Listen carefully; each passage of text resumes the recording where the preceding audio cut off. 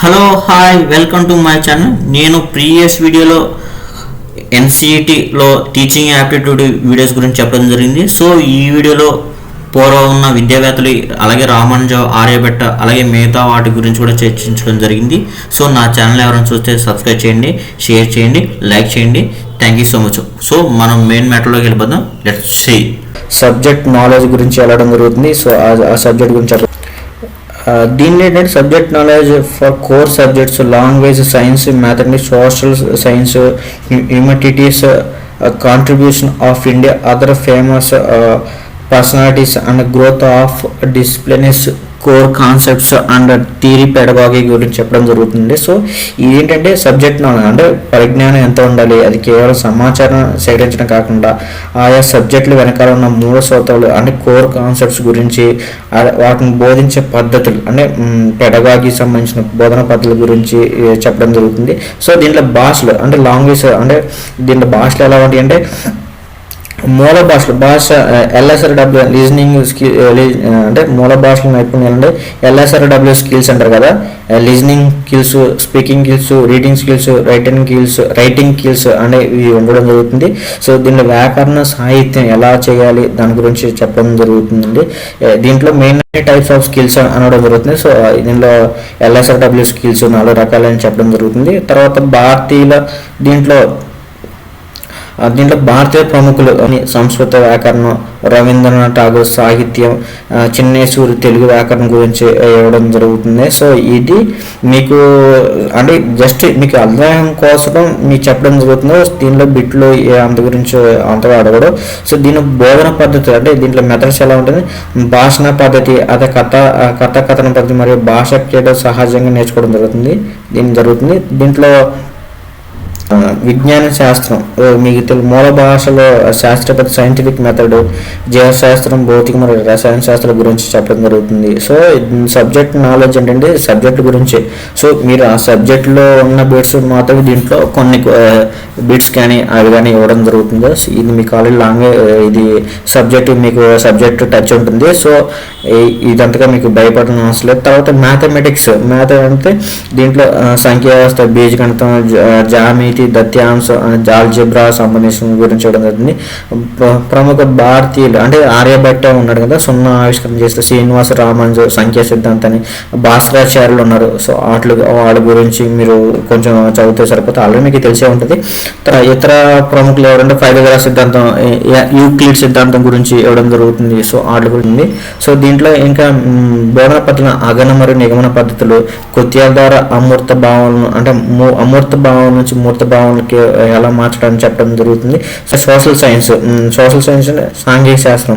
దీంట్లో చరిత్ర, భూగోళ శాస్త్రం, పౌరశాస్త్రం, అర్థశాస్త్రం అంటే సైన్స్, ఎకనామిక్స్, జియోగ్రఫీ గురించి, హిస్టరీ గురించి చెప్పడం జరుగుతుంది.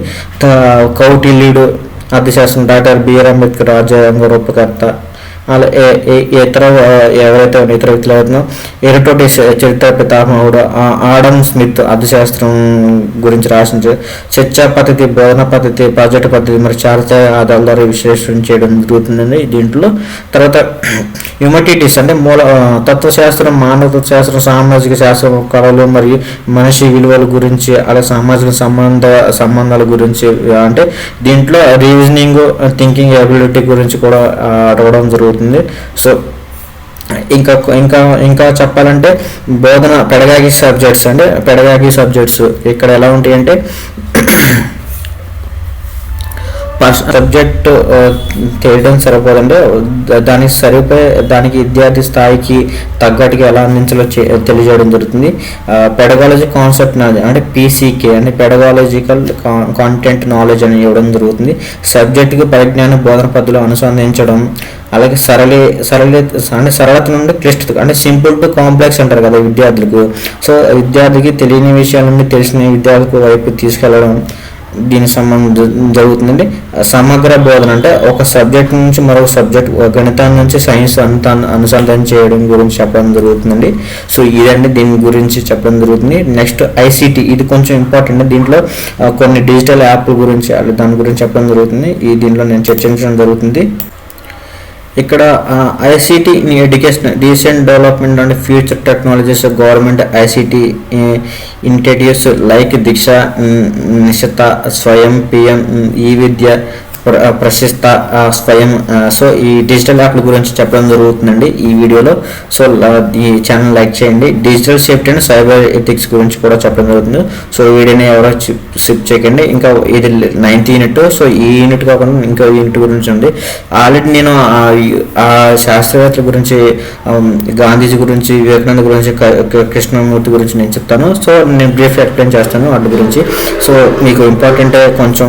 సో ఈ వీడియో ఛానల్ లైక్ చేయండి, షేర్ చేయండి, ఎవరు స్కిప్ చేయకండి, చూడండి.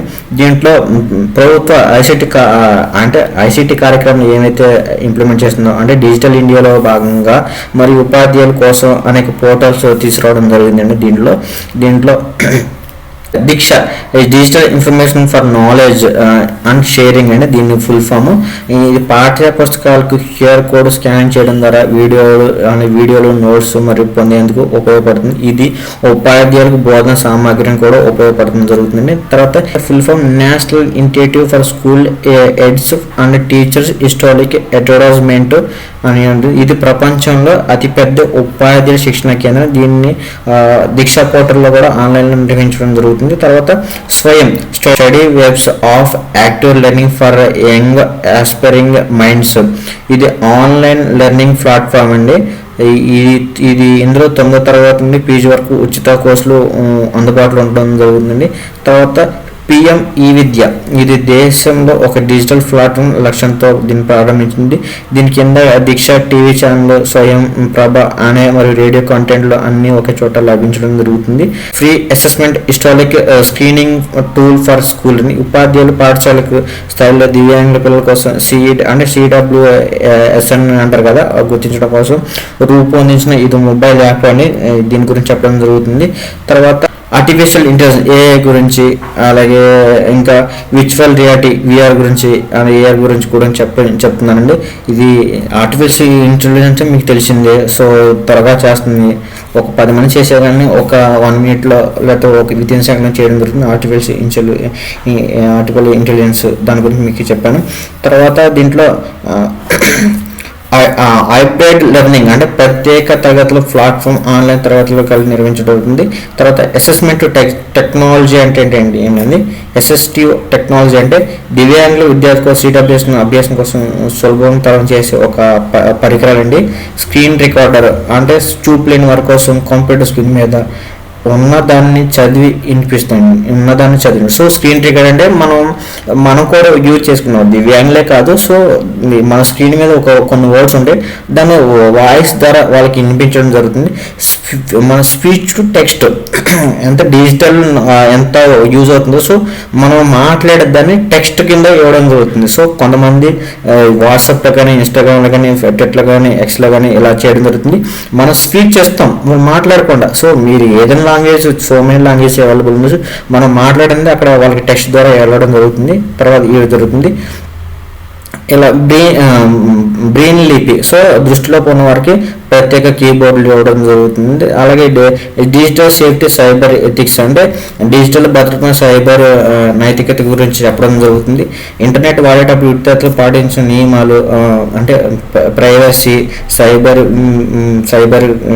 క్రైమ్ గురించి, అలాగే కాపీ రైట్స్ గురించి చెప్పడం జరుగుతుందండి. దీంట్లో అవి కూడా ఉండడం జరుగుతుంది. దీంట్లో ఆల్రెడీ మీకు సైబర్ క్రైమ్స్ బోర్డ్స్ గురించి ఇవ్వడం జరుగుతుంది. సో ఇంటర్నెట్ మనం ఎలా వాడాలి, సో మనం తగినంత మాత్రమే వాడాలి, ఎక్కువ యూజ్ చేయకూడదు, తక్కువ యూజ్ చేయకూడదు అని కూడా మీకు లేదండి. సో మనం ఎంత కావాలో అంతే నేర్చుకోండి. సో వేరే వాటి గురించి వెళ్ళొద్దు అని దీంట్లో చెప్పడం జరుగుతుంది. ఇది తర్వాత లాస్ట్ కొంచెం ఇంపార్టెంట్, చాలా ఇంపార్టెంట్ అని కాదు, కొంచెం ఇంపార్టెంట్.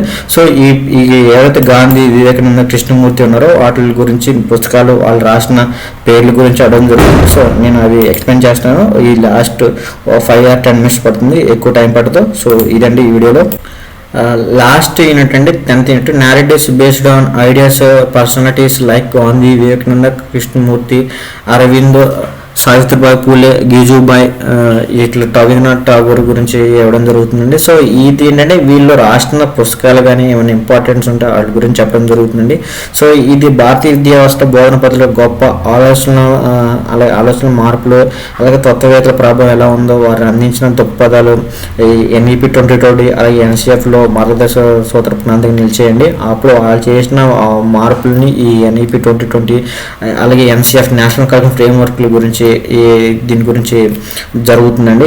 ఇది ప్రముఖ విద్యా ఎడ్యుకేషన్ ఐడియాస్ పర్సనాలిటీస్ ఏంటంటే మహాత్మా గాంధీ అంటే ఆయన ఏంటంటే ప్రధానాంశం విద్య అనేది ఉదయం, హస్తం మరియు మేధస్సు అంటే 3H హార్ట్, హ్యాండ్, హెడ్ ఇలాను సమన్వయం చేస్తూ చెప్పడం జరుగుతుంది. సో 3H అనడం జరుగుతుంది. ఇందులో విద్యార్థులు కేవలం పుస్తకాలు చదవడం కాకుండా చేతి పనుల ద్వారా లెర్నింగ్ బై డూయింగ్, సో చెప్పాను కొఠారి కమిషన్, సో వారిని స్వయం సమృద్ధులుగా చేయడం ద్వారా అభివృద్ధి చేయడం జరుగుతుందని చెప్పాను. వాళ్ళు ఇంకా నేర్చుకోవడం జరుగుతుందని చెప్పాను. తర్వాత స్వామి వివేకానంద గురించి మీకు తెలిసే ఉంటుంది.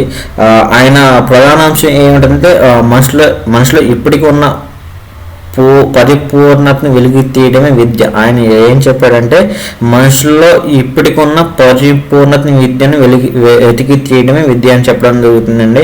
అంటే ఆ విద్య అనేది సమాచారం నింపడం కాదు, క్యారెక్టర్ బిల్డింగ్ కాదు, మరి ఆత్మవిశ్వాసాన్ని పెంపొందించడం కోసం అని చెప్పడం జరుగుతుంది స్వామి వివేకానంద. తర్వాత జిడ్డు కృష్ణమూర్తి గారు ఏం చెప్పారంటే ఆయన గురించి కూడా నేను చెప్పాను, స్వేచ్ఛ మరియు సృజనాత్మకత.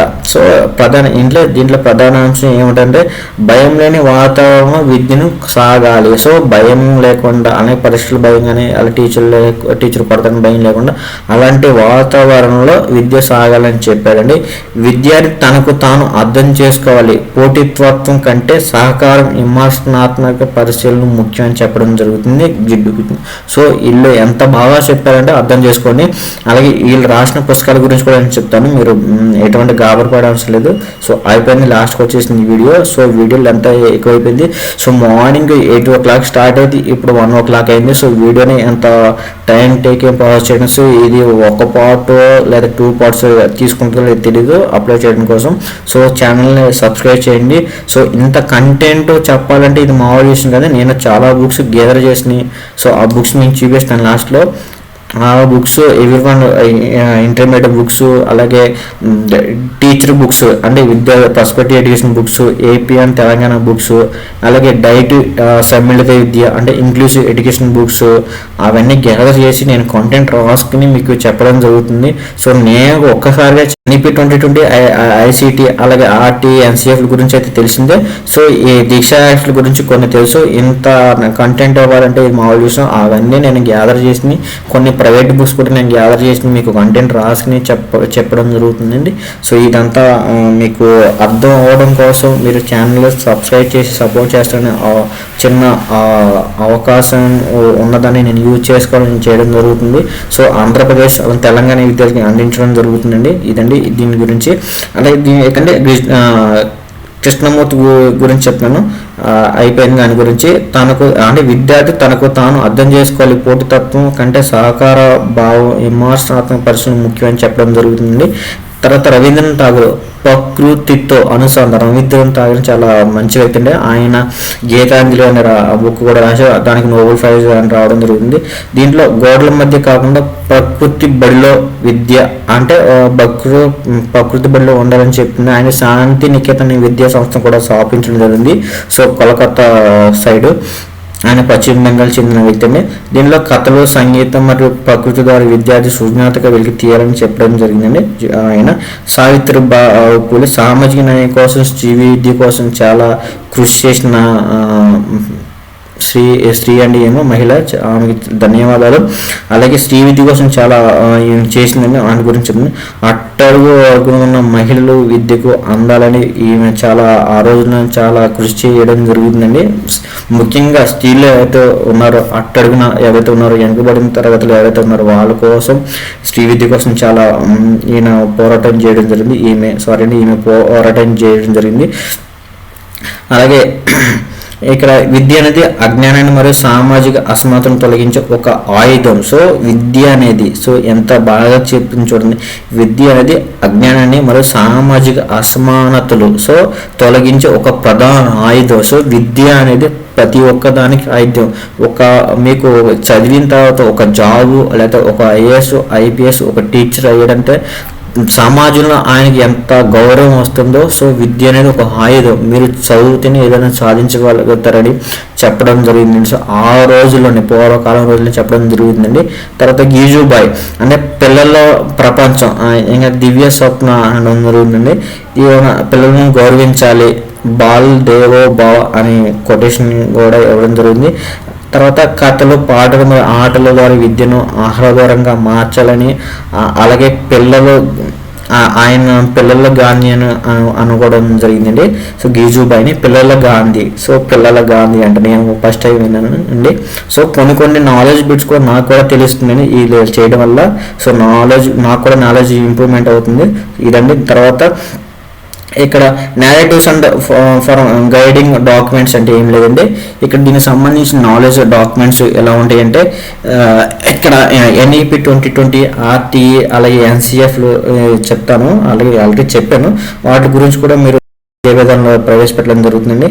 దీంట్లో ప్రధాన అంశాల గురించి కూడా మీకు చెప్పాను. బహుళ దృక్పథాలు హిస్టారిక్ డెవలప్మెంట్ గురించి కూడా మీరు నేర్చుకోవాలని చెప్తుందండి. అలాగే ప్రధాన దీని పునాది దిశ చట్టం ఎలా ఉంటుందంటే పంచకోశ అంటే నీకు ఆల్రెడీ నేను చెప్పాను ఈ వీడియోలో, దాంట్లో గురించి ఇవ్వడం జరుగుతుంది.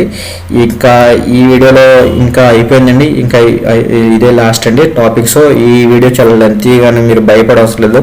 మీకు సిలబస్ ప్లస్ క్లాసు అలాగే ఇంపార్టెంట్ బిట్స్ కూడా చెప్పడం జరిగింది. సో నేను ఇంకా ఈ బుక్స్ అన్నిటిలో నేను ఎక్కడ గ్యాదర్ చేశానో, నేను ఎంత కంటెంట్ రాసుకున్నా చూపించడం, నా కష్టానికి నేను ఈ వీడియో చేయడానికి నా వెనకాల ఎంత కష్టం ఉందో నేను చెప్తాను చూడండి. జస్ట్ 1 minute అయిపోతుంది, నేను చూపిస్తాను చూడండి. ఈ వీడియో నేను చూపిస్తున్నాను చూడండి. ఇది నేను రాసుకున్న కంటెంట్ అప్రాక్సిమేట్లీ 14-15 pages వచ్చింది నేను రాసుకున్న కంటెంట్. ఇది మాడ్యూల్స్ కాదు. సో ఇంత షార్ట్ కట్గా ఇంత వీడియోకి మీకు చేస్తుందంటే ఈ వీడియోకి ఎంత కష్టం ఉందండి. సో దీనికి సంబంధించిన ఈ పక్కన నేను చూపిస్తున్నాను చూడండి, ఆ బుక్స్లో ఉండడం జరిగింది. సో తెలంగాణకి సంబంధించిన అకాడమిక్ బుక్. సో దీంట్లో జిడ్డు కృష్ణమూర్తి అలాగే వివేకానంద స్వామి వివేకానంద గాంధీజీ గురించి, అరవింద్ బియో, సావిత్రి బూలే వాటి గురించి, కొన్ని ఆర్టీ గురించి ఇందులో ఫ్యూ పాయింట్స్ తీసుకోవడం జరిగింది. అలాగే ఇంకో దీంట్లో ప్రైవేట్ ఇన్స్టిట్యూట్ నుంచి తీసుకోవడం జరిగింది. దీంట్లో వచ్చి ఐసిటి అలాగే NEP 2020 తీసుకోవడం జరిగింది ఈ దీంట్లో.